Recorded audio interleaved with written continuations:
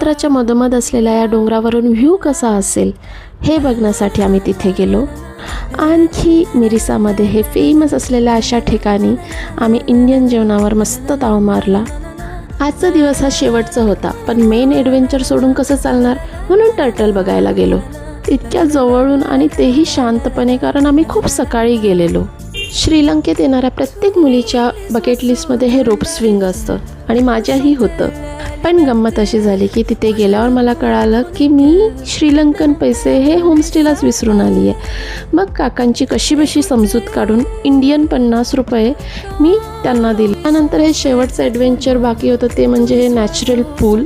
हा एक्सपिरियन्स तर आमचा एकदम भन्नाट होता.